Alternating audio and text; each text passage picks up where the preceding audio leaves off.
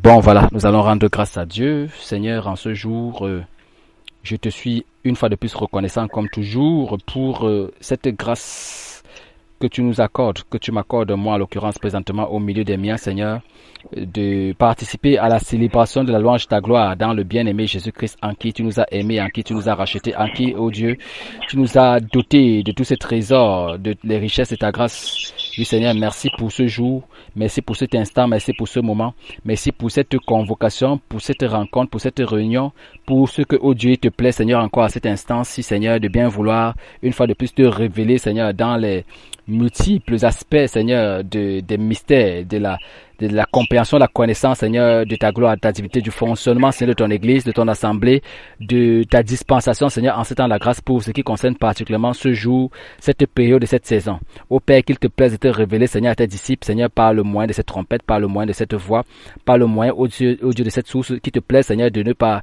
que Seigneur, cette dispensation évangélique, Père, ce credo, cette trompette ne connaissent point de limite, ne connaissent point de faille. Ô Père, que, ô Dieu, ton bras ait raison de tous les obstacles, de toutes les embûches, de tout ce que l'ennemi jusqu'ici, Seigneur, a établi, Seigneur, comme piège, comme, oh Dieu, projet, Seigneur, d'obstruction, projet d'empêchement, projet, oh Dieu, d'anéantissement, au Père, qui te plaît, Seigneur, maintenant, Seigneur, de ta puissance, Seigneur, d'œuvrer dans les âmes, d'œuvrer dans les cœurs, de renverser les collines, de renverser les montagnes, comme tu le disais, être venu faire en Jean-Baptiste, Seigneur, et de donner à toute chair de découvrir la manifestation et la magnificence de ta gloire.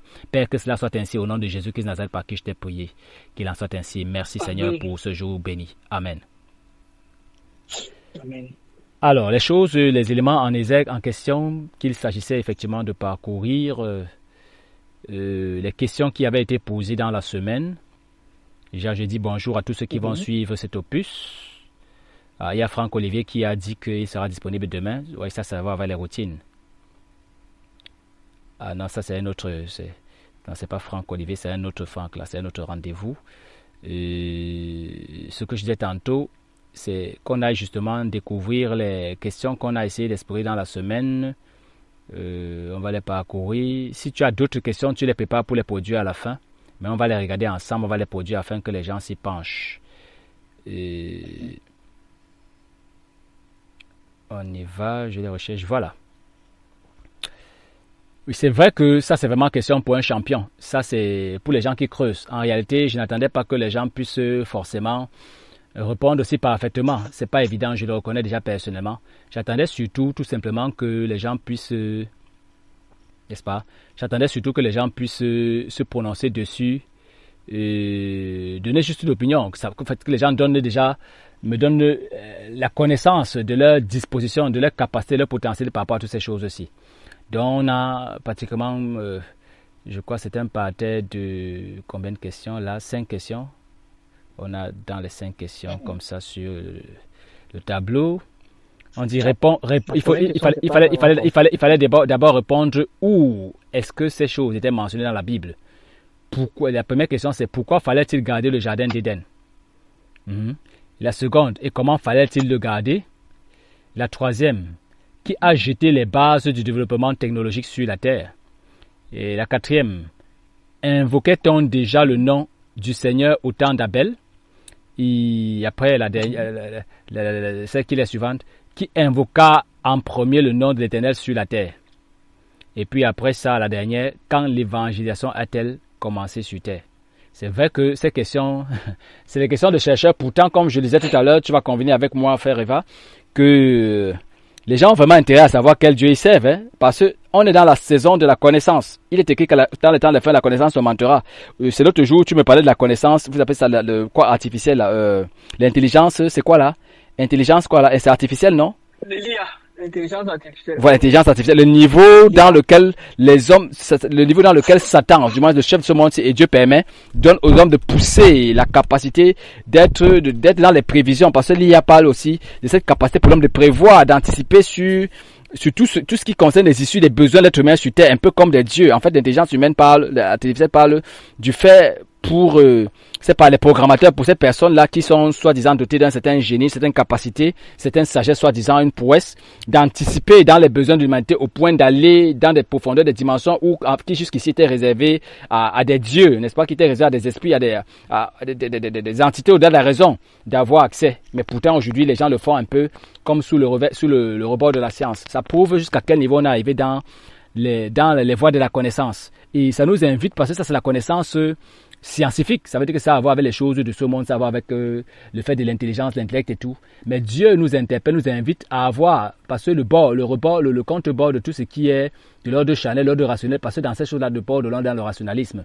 Alors, ce qui vient gérer le rationalisme, ce qui vient encadrer le rationalisme tel que qu'on soit en train d'aller à gauche ou à droite, on soit dans la volonté, on soit dans le cadre de la volonté, la pensée de Dieu, qu'on soit agréable à Dieu. C'est la connaissance de Dieu, parce que la connaissance de Dieu encadre toute chose. La connaissance de Dieu, c'est Dieu. La sagesse de Dieu, c'est Dieu. Ça fait donc qu'aujourd'hui, quoi qu'il soit vrai que ces questions-ci sont un peu comme révolutionnaires, en réalité, elles viennent traiter des choses qu'il est important de connaître. Qu'est-ce qui sont classiques, qui sont basiques à connaître.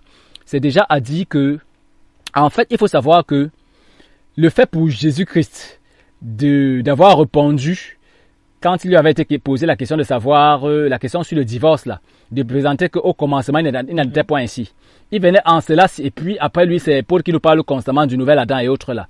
Il est question de comprendre qu'en fait, dorénavant, la volonté de Dieu, la volonté parfaite de Dieu en ce temps de la grâce où on est censé surfer dans la perfection, consiste à connaître exactement comment les choses étaient en Adam, avant la corruption, avant la chute, pour bénéficier de cet élan par les voies, les canaux de l'esprit et travailler véritablement dans l'esprit, dans la marche par l'esprit, de façon à avoir le succès, à avoir la victoire dans notre temps, ou par le concours du Saint-Esprit, par le concours de l'Esprit de grâce, par le concours de l'Esprit qui était victorieux, celui de Jésus-Christ de Nazareth, on peut effectivement conjuguer ces choses-là.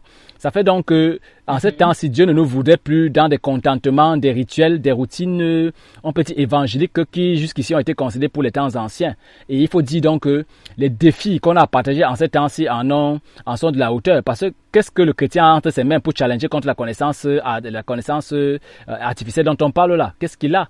L'autre, la connaissance artificielle, ça vient pas de Dieu. Mais en fait, tout ce qui se fait sur terre est sous le contrôle de Dieu. Comme Satan, tout ce que Satan fait ne vient pas de Dieu, mais Dieu concède à Satan de le faire pour nous former. Il est écrit dans le livre des Juges, dans le livre de Josué et dans le livre de Deutéronome que les guerres que l'Éternel permet, donc chaque fois qu'il permet à son peuple d'affronter des guerres contre les étrangers, contre des personnes qui vont s'opposer à son plan de grâce, à son plan du moins à la marche de son peuple vers Canaan, vers la terre promise, vers le repos, c'est exprès, Dieu le fait exprès ainsi pour entraîner son peuple, un peu comme un plan de formation.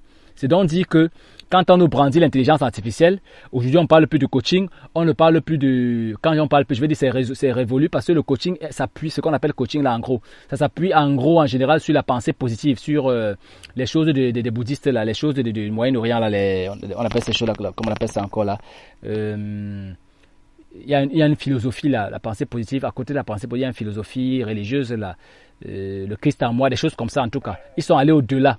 Bon, c'est vrai que la science, cette science dont on parle là, elle est beaucoup plus dans le bord scientifique, elle ne touche pas tellement pour le moment avec la religion. Même si, selon ce que j'ai cru écouter de ta part la fois dernière, ça touche avec la religion parce que tu faisais comprendre que ils ont des suites de programmation d'algorithmes tels que j'ai pu le remarquer, quand tu vas sur Google aujourd'hui, tu fais des recherches en ligne, ils ont une suite de requêtes, une suite de propositions, une suite de suggestions qui sont au-delà de la perception, même au-delà même de ce que nous pourrions demander. Aujourd'hui, quand moi je prêche, je demande aux gens de poser des questions, ils savent même pas ce qu'ils vont poser comme question, mais eux, ils ont recensé des tas de préoccupations que l'esprit humain n'a même pas la présence d'évoquer et de présenter en temps réel, même quand on se tient en présence, soi-disant de Dieu, pour édifier, pour susciter notre connaissance à l'édification. C'est dit la prouesse, c'est dit l'avancée que ces gens ont et ce décalage-là. Donc il y a vraiment un challenge aujourd'hui. Ce n'est pas que Dieu est mis dans une boîte, il est relégué ou que Dieu est vaincu, mais c'est dit que Dieu fait tout ceci pour nous susciter ceux qui sont destinés à cela et comprendre le défi. Qu'on doit comprendre le défi qu'il y a. Donc ces questions-ci sont d'à propos et il n'y a pas que les auteurs, les personnes, parce que des gens, c'est pas tout, ça veut pas dire que dans leur chrétienté, elles sont ignorées ou les réponses, mais ce n'est plus réservé dorénavant, ce n'est plus réservé qu'aux personnes fines. Parce que pour beaucoup de personnes, quand tu vas poser ces genre de questions, on va dire, oh, tu sais, oh, qu'est-ce qu'il y a à aller fouiller dans le sexe des anges, est-ce qu'on connaît déjà les petites choses, et bref, des gens vont aborder avec ce genre de réponses, de réactions là, comme ça, là, qui ne sont pas vraiment appropriées. Donc tout ceci, ce discours, c'est pour dire que vraiment, il est temps de prêter attention à cela. Alors, la première question, c'est pourquoi fallait-il garder le jardin d'Éden? Quelles sont les questions, quelles sont les réponses que tu as déjà où est-ce que cette prescription a été donnée dans la Bible? C'est donné dans Genèse 2. 1 et 2. 2. Bon, plus précisément. Je n'ai pas pu répondre à cette question parce que je ne savais pas à quel moment situer le fait de garder le jardin d'Éden. C'était après la désobéissance d'Adam ou avant? Parce qu'avant la désobéissance d'Adam, c'était Adam qui était chargé de garder le jardin d'Éden pour... c'était Adam qui était en fait le gardien du jardin d'Éden. Mm-hmm. C'était lui en fait. C'était lui qui devait entretenir le jardin d'Éden, qui devait en fait nommer tout ce qui s'est passé au jardin d'Éden.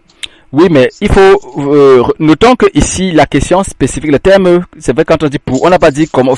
Le terme spécifique qui a été utilisé ici pour dans le questionnement, c'est pourquoi garder ou encore garder contre quoi.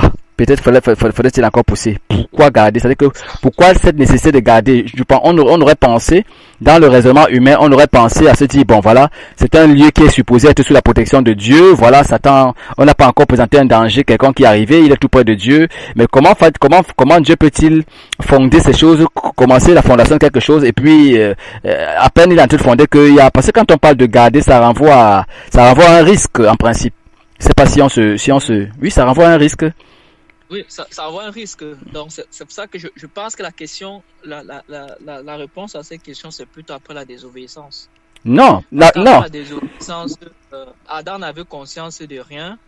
Non, mais si on lui a donné un commandement, ça veut dire qu'il y a quelque chose. Et ces questions, c'est vrai que je ne sais pas si c'est le moment de les dévoiler. Faut savoir qu'aujourd'hui, pour nous, il ne s'agit pas de les étudier juste de façon, on peut dire, théologique ou bien littéraire. En fait, c'est être capable aussi d'établir la correspondance avec notre vie. C'est quoi le jardin d'Éden chez nous, chez moi, chez toi? C'est quoi? Et qu'est-ce qu'il y a à garder? Justement, est-ce que la Bible a-t-il parlé de quelque chose qui a à garder de cette manière-là? Est-ce que ça nous souvient quelque chose qui est... Oui? Ça me parle pas parce que... avant la désobéissance d'Adam, je ne vois pas en fait pourquoi est-ce qu'il fallait... je ne vois pas un danger en réalité. Bon, on va lire rapidement. Je ne connais pas. Oui, on va lire rapidement le verset. Voilà pourquoi il est bon de mentionner d'abord le verset et qu'on regarde le contexte et puis on commence à partager par rapport au concept. C'est le verset Genèse chapitre 2, verset 15. Moi, j'attendais que les gens fassent au moins, c'est-à-dire que j'attendais que les gens donnent au moins donnent au moins des versets là, avant de dire que bon, je sais pas pourquoi, ça va de soi. Mais si on avait au moins les versets, les gens devaient parcourir. Voilà pourquoi quand j'ai donné lecture aux gens, même si on a lu rapidement et connaît le côté historique ou le côté littéraire, en fait, le but ici, c'est d'attirer l'attention des gens sur ces petites choses-là, afin que quand je me lève ou je viens pour développer, quand je commence même un peu à débuter, que les gens soient déjà installés, que les gens soient déjà précédés dans les réflexions sur la chose, afin que ce qu'on apporte ne vienne pas être comme ce qu'on dit, ça entre à gauche, ça sort à droite parce qu'on a apprêté. C'est comme ça que le système pédagogique scolaire même nous présente. Généralement, le Seigneur lui-même nous prescrit la méditation de la parole. Il nous demande de méditer parce que quand tu as médité, qu'il peut venir te parler, il peut venir mettre le sceau sur les réflexions qui se suivent de la méditation qu'on fait de la parole de Dieu. Donc, j'en profite pour présenter chaque fois le but, la nécessité de toutes ces choses que je présente exprès, de dire que si je me lève, je donne des questions que je viens répondre, réponse, question, même le monde nous apprend que, la raison des choses nous apprend que c'est pas une bonne méthode d'assimilation ou bien de perfectionnement. Donc, c'est 2.15, on va lire dessus dans le 2.15, Genèse 2.15 là, ce qui est écrit c'est, l'Éternel Dieu prit l'homme. L'Éternel Dieu prit l'homme et le plaça dans le jardin d'Éden pour le cultiver et pour le garder. Donc il y a deux pour. Le premier c'est qu'il y a une œuvre, il faut cultiver. Le second c'est qu'il faut garder. Mais la question qu'on se pose, c'est comme on dit, nous savons que dans le monde, quand on parle, le terme garder veut dire qu'il y a un danger. On garde contre quelque chose. Le terme garder a forcément à voir avec quelque chose. Pour protéger. Oui, pour protéger contre quelque chose. On peut pas garder, on peut pas, en principe, on peut pas parler de garder quand il n'y a pas une protection, quelque chose de ce genre assumé. Donc, d'office, ça nous interpelle. Et voilà pourquoi la question, il fallait garder contre quoi? Mhm. Et comme tu as dit, tu dis que la réponse vient après, certainement. Et puis aussi la prochaine question, c'est et comment fallait-il le garder? Déjà contre quoi? Tu as dit, bon, tu dis que la réponse vient après. Même s'il faut pas repérer cette fois le verset, qu'est-ce qui explique qu'il fallait garder? Il fallait le garder parce que je pense que le plan de l'ennemi est de détruire tout ce que Dieu fait. Mhm. Tu vois? Mhm. Le plan de l'ennemi est de détruire tout ce que Dieu fait. Donc c'est pour ça qu'il a mis l'homme Adam, qui était normalement infaillible, Mhm. pour bien garder le jardin d'Éden. Parce que Adam, Adam tel que Dieu l'a créé, ne Mhm. pouvait pas faillir et ne pouvait pas céder au diable. Mhm. Je pense que c'était l'être qui était à même de résister à toutes les tentatives du diable de pouvoir renverser les plans de Dieu. Oui, C'est pour oui. ça que Dieu a mis l'homme là-bas pour le garder. Bon, pour revenir quand même un peu plus directement sur la chose, comme tu l'as dit, on va regardons les commandements, les versets qui viennent juste après, le verset 16 jusqu'au verset Autre chose aussi, pardon. 17, oui, oui. Autre chose aussi, Adam était placé dans le jardin pour le garder parce que Adam n'a rien en commun avec le diable, tu vois. Ça veut dire que à cet instant-là, il n'y avait rien de commun entre Adam et le diable. Donc, Adam ne pouvait s'identifier à rien ou ne pouvait comprendre ou n'accepter rien de ce que le diable pouvait faire. Et ne pouvait tolérer rien de ce que le diable pouvait faire dans le jardin d'Éden. Parce qu'il n'avait pas la même nature. Donc rien que la présence même de Adam dans le jardin d'Éden était déjà une barrière pour le diable. C'est pour ça que si on le met pour garder, c'est qu'il est un gardien. C'est qu'il est une barrière, il est un gardien, une barrière. C'est-à-dire que c'est la première personne par qui il faut passer pour entrer dans le jardin d'Éden. Qui ça? Qui est la première personne par qui il faut passer pour entrer dans le jardin? Si on a mis Adam comme étant gardien, parce que si on l'a mis pour garder, c'est qu'il est le gardien. Or, le gardien, c'est la personne par qui il faut passer avant d'entrer. C'est vrai. Donc, si Adam était le gardien du jardin d'Éden et que Dieu a mis Adam comme étant gardien, c'est parce que Adam n'avait rien de nature au diable. Peut-être on aurait mis un ange. L'ange est presque de même nature que le diable. Il pourrait avoir des conflits et il devait entrer. Mais comme Adam n'avait pas la même nature physique que le diable donc ne pouvait rien tenter ou n'avait aucune capacité de pouvoir renverser Adam et de prendre le jardin d'Éden. Ok, c'est bon quand même comme développement jusqu'ici, mais je reconnais que ici tu es en train de tirer dans des profondeurs qui donnent encore des développements subséquents. Pour être un peu plus scripturaire, pour aller pas très loin, afin que les novices, ceux qui ont besoin de la lumière des Écritures directement pour alimenter, ou du moins on appelle ça, pour confirmer leur entendement, pour soutenir leur entendement, je préfère qu'on traîne juste au bord de la chose de façon à ce que ça puisse avoir un apport, un impact immédiat et direct sur le train de notre quotidien évangélique ou bien missionnaire. Ce que tu présentes est vrai, mais c'est dans le cas des méditations d'une certaine autre portée ou dans le cas d'environnement prédicationnel.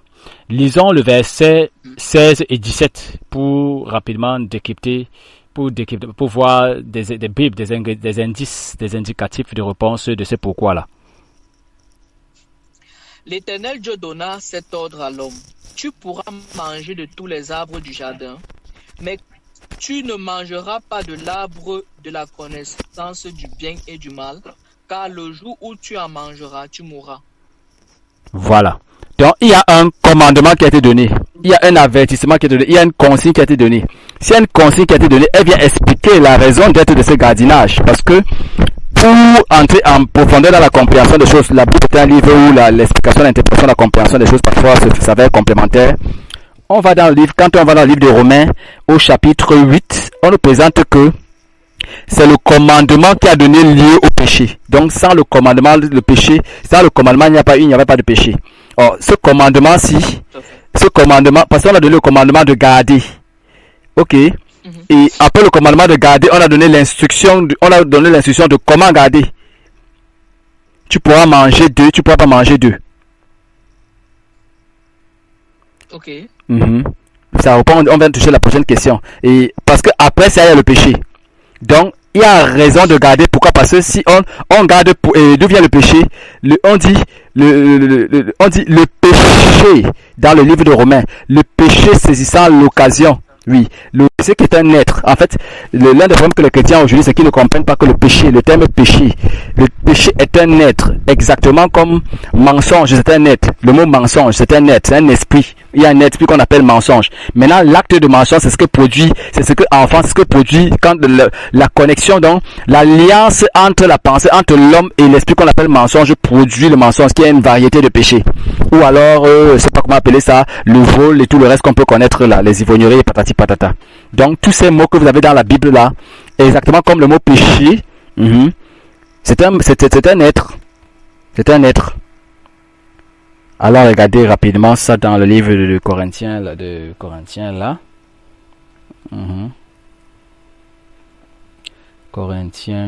Pas Corinthiens, de Romains, chapitre 8.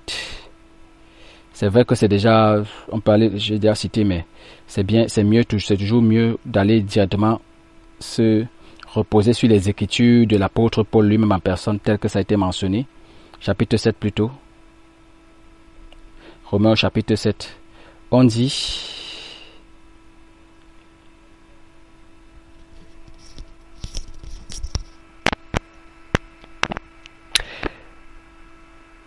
le commandement, où est-ce qu'on parle du commandement? Le commandement. C'est vrai qu'il faut lire totalement pour en saisir le sens profond, mais on va s'arrêter au niveau du verset 8. On dit, et le péché, saisissant l'occasion, produisit en moi par le commandement toutes sortes de convoitises, car sans la loi, le péché est mort. Dans le péché a saisi l'occasion pour produire dans cet être-ci. Ça veut dire qu'il y avait un être, c'est le péché. Il fallait garder le jardin contre le péché. Amen. On se retrouve finalement, bien aimé. Allô? Apparemment, on a des problèmes de réseau. On a des problèmes avec le réseau. On va essayer de rajuster le réseau. Allô? Temps de rajuster le réseau qui fait problème là. Donc on a allé concernant voilà, c'est mieux. Alors Franck Olivier, bonsoir. Nous sommes en train de... Ouh là là, il y a beaucoup de bruit. Si tu peux couper le micro, Franck Olivier, tu peux couper ton micro, c'est bien. Comme ça tu te contentes d'écouter. Parce que c'est en train, notre conversation est enregistrée. Voilà, merci beaucoup. Elle a enregistré. C'est bon. Voilà, c'est vrai. J'ai coupé son micro. Franck, Oui. parce que ça va ressortir. Non, Franck Olivier, c'est ton frère du Maroc. Franck Olivier du Maroc. D'accord, ok. Donc, on est en train de chercher, n'est-ce pas, Francky? Tu es venu nous trouver pendant qu'on est en route dans la marche et j'expliquais que on vit un temps où la séduction est très avancée et Dieu suppose, en fait, on vit au temps de la connaissance. Les affaires des miracles, là, c'est dépassé. Pas qu'il y aura plus de miracles, mais vraiment, il y a eu un temps pour toutes choses. À chaque cycle du fonctionnement de la marche de l'église, il y a un but, un objectif que Dieu recherche. Alors, un peu comme pour être avant-gardiste, il y a des gens aujourd'hui dans le monde, pour être avant-gardiste, ils disent que bon, je crois qu'il faut investir dans l'immobilier parce que dans les 10 années pour le futur, c'est dans le pas minier qu'on va s'en sortir. Il faut investir dans telle chose, Sur le plan spirituel aussi, c'est pareil. Mais seulement, ça va pas par les conjectures individuelles. C'est Dieu qui donne, derrière ses serviteurs, derrière les personnes qui commettent à destin et à destination pour certaines saisons. C'est Dieu qui établit, qui met en œuvre ces choses-là. Donc, je suis en train de rappeler que ce que je sais, en prenant un jour le temps de piocher dessus, c'est l'heure, c'est le temps, c'est les jours de la connaissance. Donc, pour revenir concernant la question du péché qu'on cherchait là, on allait dans Romains. Parce que la première question, faut pas oublier, a été de savoir pourquoi garder le jardin. Alors, Romains chapitre 8 nous présente que et le péché, saisissant l'occasion, produisit en moi par le commandement. Donc, ce qu'on voit dans les versets qui viennent après là, parce que les versets qui viennent après là, c'est le commandement. On dit donc que le péché a saisi l'occasion à cause du commandement qui a été donné, par le commandement, toutes sortes de convoitises, car le péché, en fait, c'est ça l'occasion produit en moi par le commandement, toutes sortes de convoitises, car le péché sans la loi est mort et autres. C'est pour ça, c'est l'explication doctrinale. Donc, on comprend ici que le but, la raison pour laquelle donc, la raison, l'évangile nous dévoile que la raison, donc celui contre qui on demande de garder le jardin, c'est le péché. Et je suis en train d'expliquer que le péché là, attention à la compréhension que la religion nous a donné de prendre le péché comme un instrument, un élément psychologique. Que je prenais le rapport pour présenter que les différentes déviances de l'homme, les différentes démences ou du moins les différents états de manquement que l'homme a et qu'on a appelé que l'église ancienne, l'église mère, c'est ce qu'on appelle Babylone la Grande, qui a envahi la terre et qui a prostitué l'humanité et dès que Dieu l'a considéré avec toutes les doctrines qui sont en cours. On a toujours pensé, on a toujours cru, les gens, quand on dit péché, les gens disent voler, l'ivrognerie, machin, ce sont des démons, ce sont des esprits, c'est des puissances. Donc ici présentement, il faut une compréhension alignée véritablement à l'entendement que la parole de Dieu expose. Donc, le péché, si, c'est de lui qu'il s'agit, c'est cet esprit, cette puissance-ci. On dit Satan, d'accord, mais sachant que quand on parle même de mensonge, c'est Satan qu'on dit. Quand on dit un esprit de mensonge venant de machin, cet esprit de mensonge vient de Satan. Chaque fois qu'on parle de Satan, Satan lui-même en personne ne se présente pas toujours, hein. Bon, quand on dit je te chasse au nom de Jésus de Nazareth, quand tu chasses là, c'est pas Jésus qui vient chasser, c'est le royaume, ce sont les agents du royaume, ce sont les anges de sa puissance qui interviennent là-bas. Tu vois un peu? Je dis quand nous faisons les délivrances ou même quand nous prions au nom de Jésus là, en fait, le Jésus se tient dans sa position, dans son trône pour recevoir le rapport. Je parle pour dire que il faut comprendre, il est temps de comprendre cette lignée, cette hiérarchie, cette lignée ou ce fonctionnement, ces petits ingrédients qui sont ô combien cruciaux et importants de la compréhension du royaume de ténèbres. Parce que c'est en fonction de ça qu'on peut faire de bonnes demandes, qu'on peut bien prier, qu'on peut bien comprendre à quoi est-ce qu'on a fait, où est-ce qu'on se trouve et ce qu'il s'agit de faire, comment ça fonctionne et tout. Donc ici, la réponse, du moins ce que le Saint-Esprit nous envoie comprendre par l'intervention de Paul, la révélation de Paul au niveau de Romains chapitre 7, à partir du verset 8, c'est que c'est le péché qui est celui contre lequel il fallait garder le jardin. C'est le péché. Et quel est le procédé maintenant par lequel il faut garder, quelle est la solution, le moyen pour avoir raison de ce danger-là? Ne pas manger. Ne pas manger. Ne pas manger Non, ça c'est oui, littéralement parlant. Non, oui. Je vais prendre entre parenthèses. Littéralement parlant, il est écrit là ne pas manger. Ça va de ça, ce sera du mot à mot. Mais maintenant, quelle est l'astuce que l'esprit? Parce que j'ai dit évoluant de façon parallèle. On a la littérature de ce qui s'est passé avec nos ancêtres et ce qui a été. Maintenant, nous faisons le décryptage parce que c'est dans le temps de la grâce, c'est dans notre temps actuel avec nos défis. On doit être capable de comprendre, de nous situer dans la correspondance de ça par rapport à ce que les prédicateurs de chaque génération, depuis le temps de la loi jusqu'au temps de la grâce, nous ont donné de comprendre de ce défi. Parce que c'est le même défi qui revient. Le défi que notre ancêtre a eu à voir, c'est le même défi. Si on va analyser ça et qu'on ne retire pas de là une connaissance qui puisse nous armer par rapport à notre quotidien, ça reste juste de la science, ça reste juste un peu comme de l'information, pour faire c'est pas comment je vais appeler ça, pour faire juste de l'information, faire un peu comme du journalisme, voilà. Il faut que ce soit productif. Donc, on retient que c'est le péché. Il y a maintenant, ça c'est le pourquoi il fallait garder, parce qu'il fallait garder à cause, parce que le péché allait produire les convoitises. Bon, la question que tu voulais poser, c'est quoi? Peut-être qu'elle peut nous orienter. C'est quoi la question que tu voulais poser?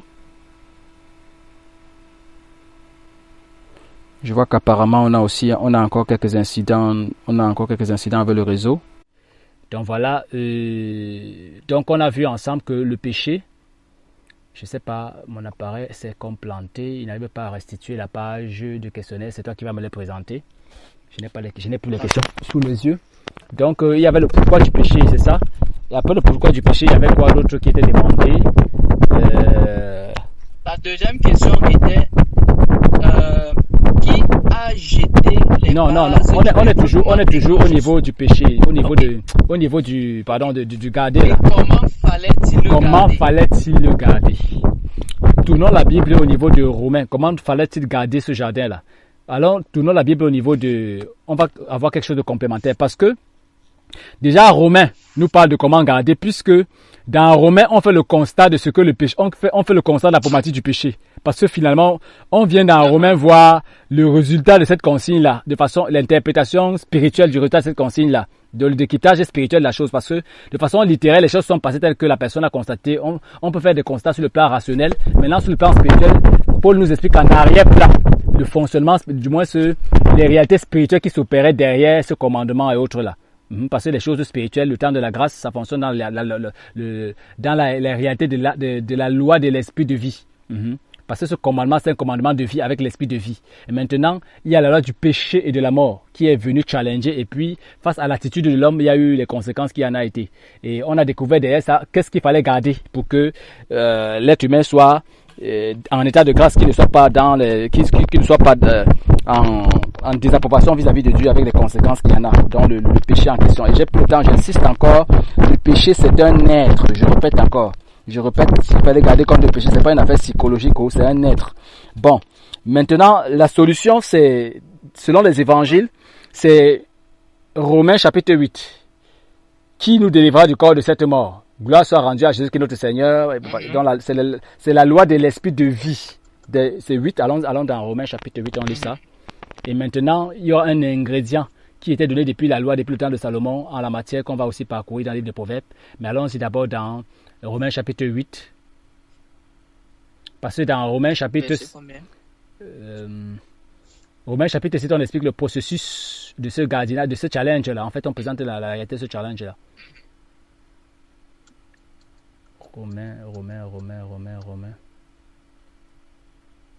Romains chapitre 8. Voilà. Il n'y a donc maintenant aucune, à partir du premier verset, il n'y a donc maintenant aucune condamnation pour ceux qui sont en Jésus-Christ de Nazareth. En effet, la loi de l'esprit de vie en Jésus-Christ m'a affranchi de la loi du péché et de la mort. Car, chose impossible à la loi parce que la chair la rendait sans force. Donc, les convoitises, toutes les choses là, puisque c'est pas la convoitise qu'il a été séduit. Il a séduit la femme qui a séduit l'homme. Donc, il y a eu un effet, un effet de transaction, de contagion dans la séduction. C'est là où tout s'est passé, dans la séduction. Alors, on explique la réponse contre la chose. On dit, car chose impossible à la loi parce que le péché, parce que la chair la rendait sans force. Dieu a condamné le péché dans la chair en envoyant à cause du péché son fils dans une chair semblable à celle du péché. Et cela afin que la justice de la loi soit accomplie et tout. Donc, on présente la solution. C'est en Christ, en fait, pour être plus concret. Maintenant, avec les doctrines qui vont avec. Non. Bon, maintenant, dans le cadre de la loi, déjà, il y avait une esquisse à cela, parce que même dans la loi de l'esprit de vie, il y a une disposition que, on dit que la loi, la grâce n'est pas venue abolir la loi, mais elle est venue mettre en application la loi. Alors, regardez la loi de la prescription que Dieu avait donnée par rapport à la chose. Proverbe chapitre 4, verset 23. C'était pas d'aujourd'hui seulement qu'il y avait. Combien? Proverbe chapitre 4, verset 23. Proverbe 4, verset 23. Oui, qu'est-ce que le sage Salomon dit là-bas selon ses expériences? Garde ton cœur plus que toute autre chose, car de lui viennent les sources de la vie. C'est bon. Donc cette vie, 4, 23. Donc pour que cette source de vie, ces fleuves qu'on a cités qui précédaient là, dont le coup a été fauché, puisque après là on dit qu'on va la chasser du jardin. Donc il n'avait plus accès aux sources de la vie. Tu vois un peu? Donc ces fleuves, cette source de la vie auquel il n'avait pas là, hein? Le secret pour parvenir à maintenir, à demeurer dans la vie. Parce qu'il y avait l'arbre de la vie, il y avait l'arbre de la conscience du bien. Et quand on touche à cela, on est de l'autre côté là, c'est de garder le cœur. Donc c'est au niveau du cœur que tout se passe. Donc tout l'évangile, on découvre là-bas que tout ce que Jésus-Christ peut présenter et autres là, tout se joue au niveau du cœur. Au niveau du cœur. Le cœur. Donc, voilà un peu ce qui concerne ces questions-là, juste pour arriver là, pour rester là sommairement. Continuons maintenant notre réponse au questionnaire. La prochaine question, c'est quoi? Qui a jeté? Oui.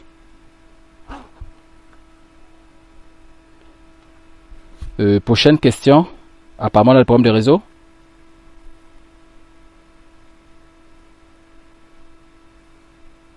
La question c'était qui a jeté les bases de la technologie sur la Terre? Qui a jeté la base de la technologie et je pense même pour être même complémentaire par rapport à la chose du développement industriel. On a dit technologie seulement de développement, non? Donc la chose concernant la chose concernant le développement dans son ensemble, en gros là. Parce que la technologie ça va avec le développement, tout ce qui concerne le fameux terme développement là.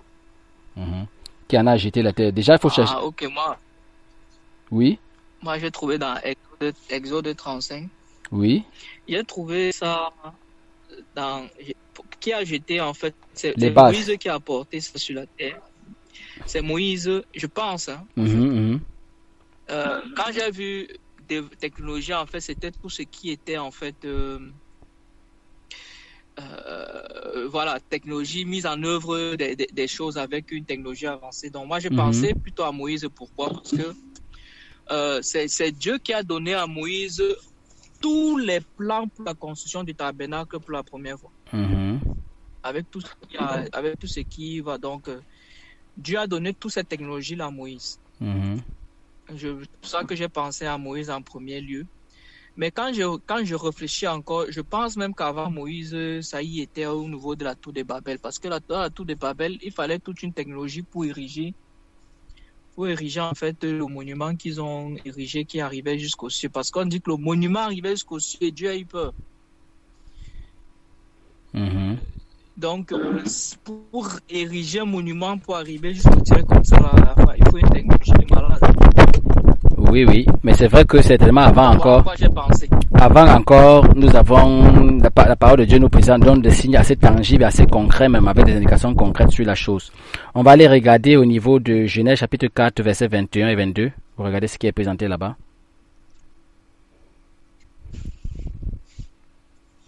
Alors, Genèse 4, versets 21 et 22. Le nom de son frère était Jubal. Il fut le père de tous ceux qui jouent de la harpe, oui, et du chalumeau. Sila de son côté enfanta Tubal-Caïn. Qui forgeait tous les instruments d'airain et de fer. La sœur de Tubal-Caïn était Naama. Donc tu vois que le développement industriel ne peut que partir. Oui. Les reins et le fer, on comprend déjà. Je des reins et de fer, ces deux-là. Tous les instruments de fer et des reins. Donc par là-bas, c'est pas que ça a commencé. Si entre-temps on a travaillé, on a varié avec d'autres choses, c'était des variations, mais les reins et le fer déjà depuis le départ là. Et ça correspond en fait aussi, si je voulais abonder en question, même comme je n'aime pas trop creuser très profondément au départ, quand les gens ne sont pas préparés sur les questions des postérités, on devait aller regarder de quelle descendance, de quelle postérité sont ces derniers-là. Et c'est important de regarder dans ce sens, parce que le but de regarder dans cette question, c'est de voir dans cette terre-ci les promoteurs, parce que c'est le père, on dit que Satan est le père du mensonge. Et donc, chaque chose a une paternité. Donc, de regarder l'esprit, la paternité de celui qui a fait la promotion de la chose depuis le commencement sur terre. Et essayer d'en élucider les conséquences pour ceux qui peuvent saisir ce qui a saisi dans le développement des dénouements des choses spirituelles. Je crois qu'à côté là, le verset 21 parle beaucoup plus de ce qui concerne la musique. C'est toujours ça à voir avec le développement, mais là on parle beaucoup plus tout simplement de l'instrument fabriqué, la harpe et le chalumeau. Donc parlant de la musique, il faut regarder de quel côté ça a commencé toujours. Et ces choses sont importantes parce que la parole de Dieu parle comme ça, elle n'est pas toujours trop exhaustive comme on le pense. Elle a des petits éléments à partir desquels elle développe dans le suite. En fait, c'est la base. C'est sur cette base-là qu'on se tient pour voir, quand ça développe, à comprendre tout ce qui peut s'en suivre derrière cela. Donc, voilà. Bon, prochaine question. Je crois que ça. Il y a quelle autre question subsidiaire à cela? Allô? Allô, il y a une question subsidiaire à cette question de qui a agité les bases du développement industriel sur la Terre. Apparemment, nous avons beaucoup de problèmes de connexion ce jour. Abel. Donc, la prochaine question, c'est de savoir si on invoquait déjà le nom du Seigneur au temps d'Abel. Au temps d'Abel. Tu as répondu. Qu'est-ce que tu as répondu par rapport à ça? Alors,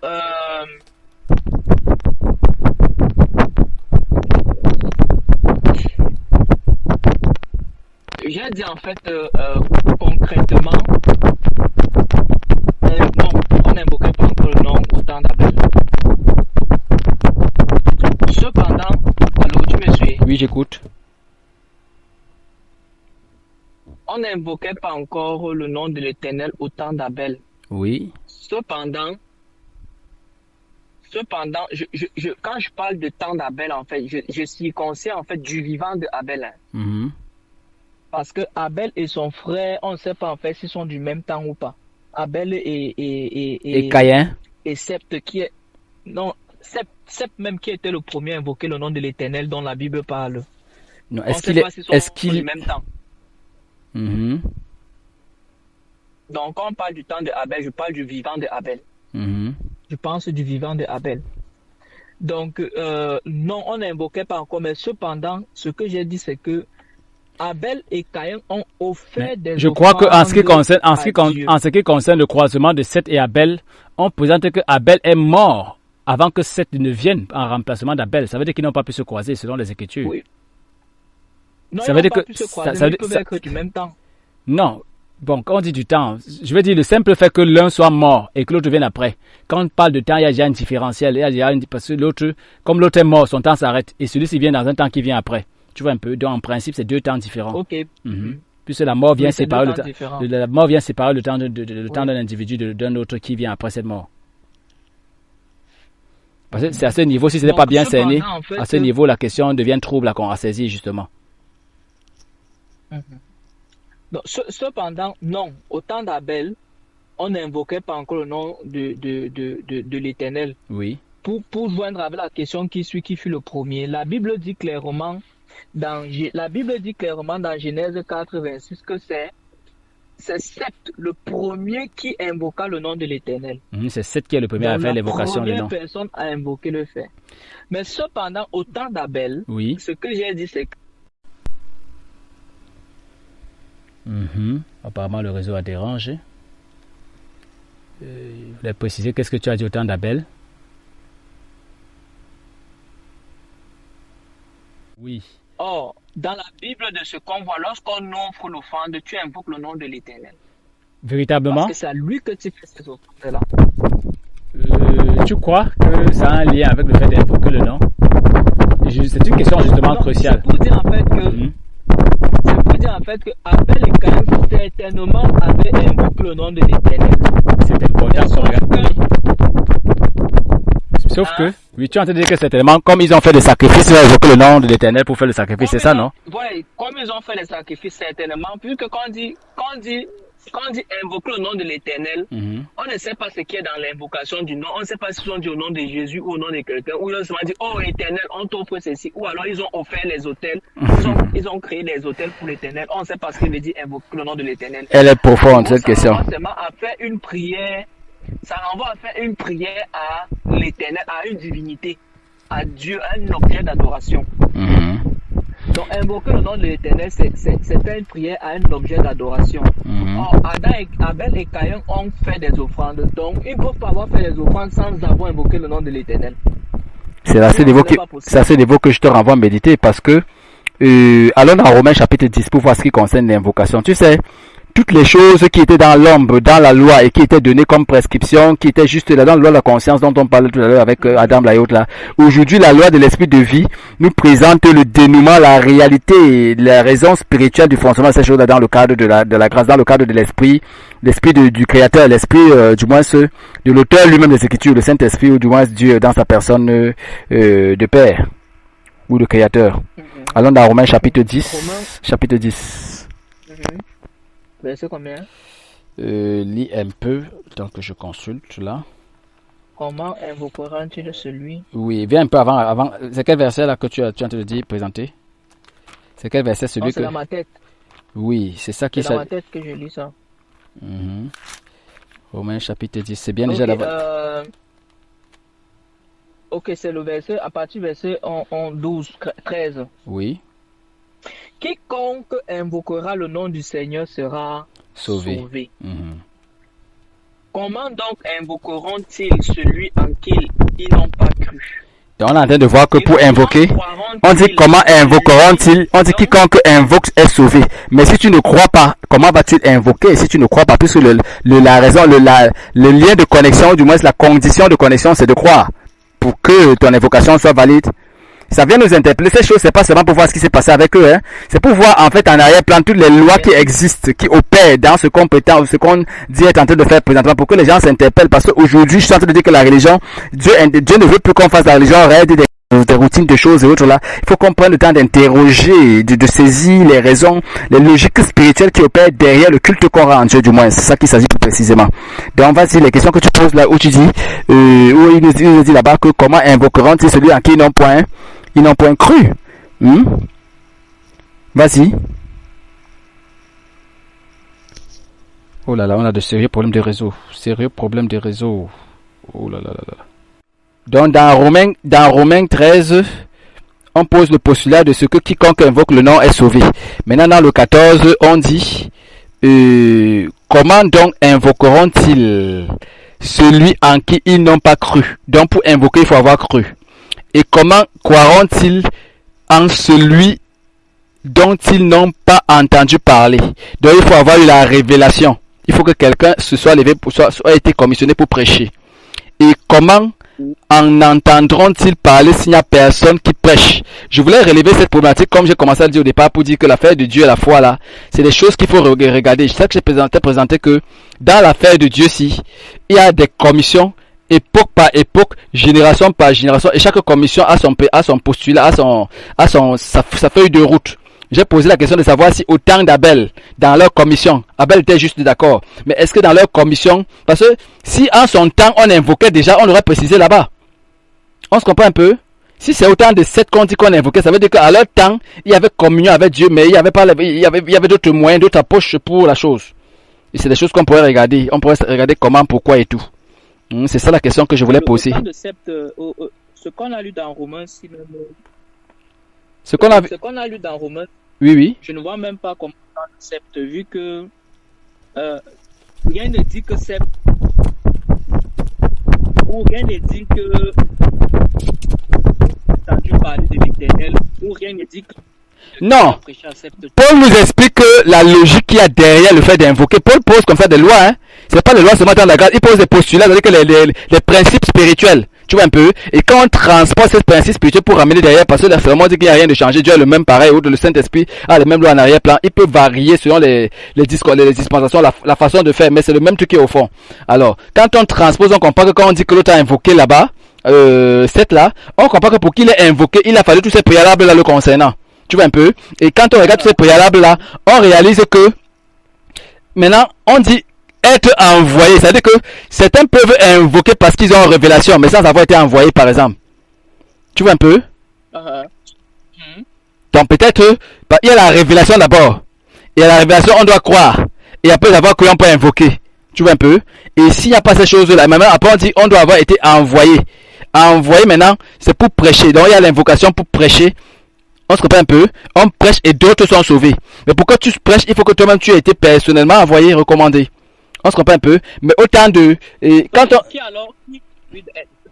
Ce qui concerne 7, il y avait pas en ce qui concerne Abel déjà, il fallait qu'il y ait des gens à qui on devait faire. C'était une famille unique. Ça veut dire que à ce temps d'Abel, c'est la famille unique, c'est la famille unique, c'est la famille de Dieu. Donc, parler de prédication, en fait, Dieu était le prédicateur. Et les gens étaient en connexion. Adam était le prédicateur, pardon.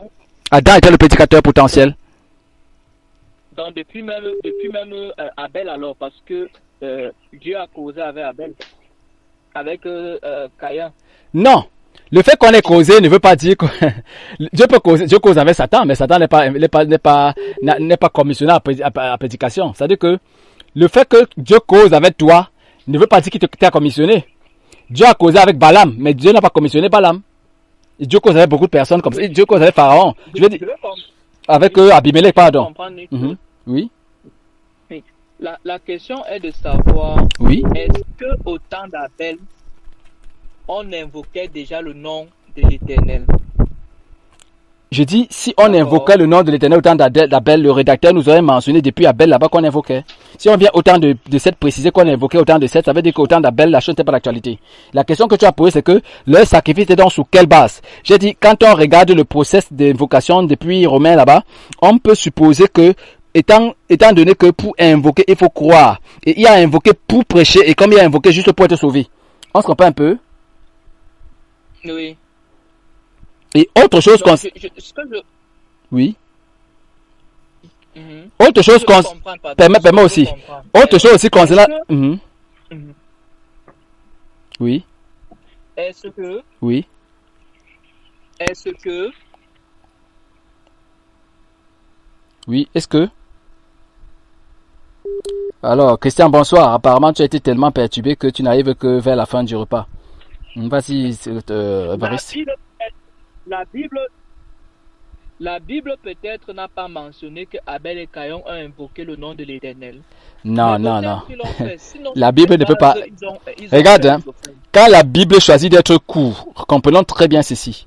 La Bible est un récit, c'est-à-dire que c'est un récit exprès, c'est-à-dire que là où Dieu ne parle pas ce qu'il a parlé, ou qu'il va se révéler, il va expliquer devant. C'est exprès, c'est-à-dire que quand Moïs était né et qu'il rapportait là, tous les faits qu'on a omis de dire, un peu comme Jésus qui a dit qu'on aurait rempli des livres, non? Il ne s'est pas soucié, il n'a pas dit que écrivez le maximum de choses, non.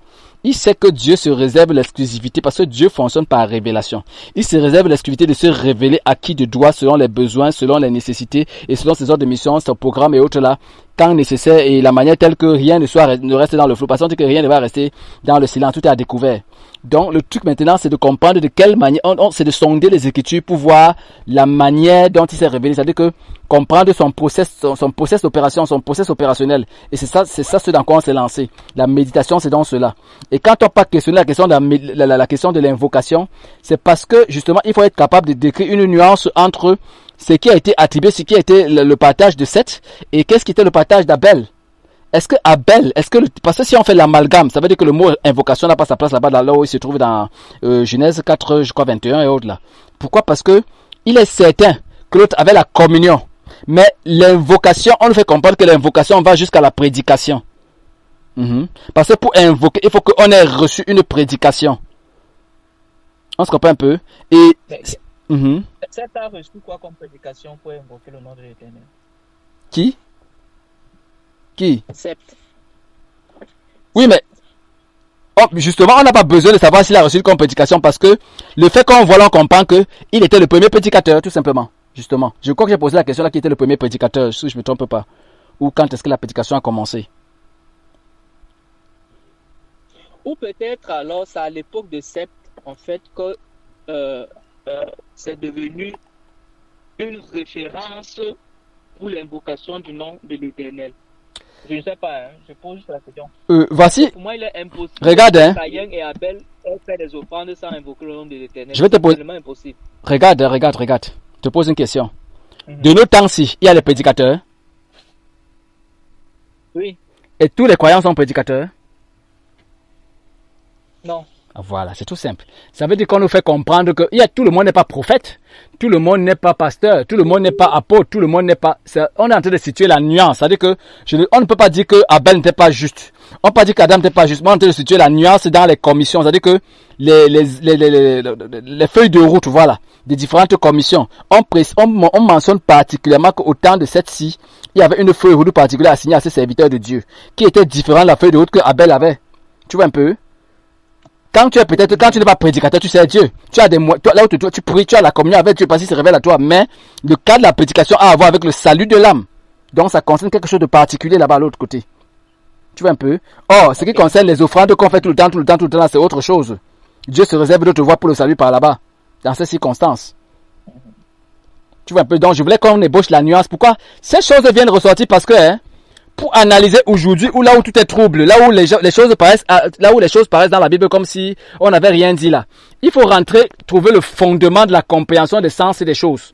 Donc quand on dit peut-être prédicateur, on dit apôtre, machin là, c'est pas ici. On va fouiller dans la Bible littéralement pour retrouver là où la chose a commencé et quelle était la logique qui prévalait et on ramène ça au temps de la grâce et on peut comprendre le sens des choses. Puisque tout ce que Paul parle là. Paul lui-même toutes ces personnes avaient les parchemins, avaient les livres et autres là. Donc, c'était des étudiants de la parole de Dieu, des étudiants des choses du commencement. Quand Paul parle à Timothée sur la femme, il va depuis la Genèse. Quand Pierre veut parler, il parle depuis la Genèse. Donc, ces gens ne pas seulement sur la loi. Vous voyez un peu? Ça fait que nous qui les suivons, on ne peut pas s'arrêter à faire on pourrait, si Dieu nous limitait dessus, mais en ce temps si particulier où il nous recommande la connaissance, si on s'arrête à faire du B à bas, on va entrer dans la religion, Satan va avoir raison de nous. On va être des gens qui périssent par faute de connaissance, parce qu'on n'a pas la connaissance qu'on était supposé avoir pour vaincre des ruses du diable, pour vaincre des challenges qui nous sont présentés devant nous dans notre marche. Donc, c'est un peu ça, les canevas qu'on devait utiliser. Je crois que cette question, en ce qui concerne les éléments de cette question-ci, j'ai juste un peu ébauché. On n'est pas allé vraiment en profondeur, parce que si on est en profondeur, on allait entrer sur chaque ligne et questionner, interroger et autres là. C'est juste pour renvoyer, comment je peux dire, la réflexion, voilà, c'est renvoyer du moins l'entendement à être versé dans un certain nombre de trains de réflexion de choses. C'est tout simplement de ce dont il s'agissait. Dans les prochaines lignes, on verra comment le Saint-Esprit disposera de temps pour les aborder.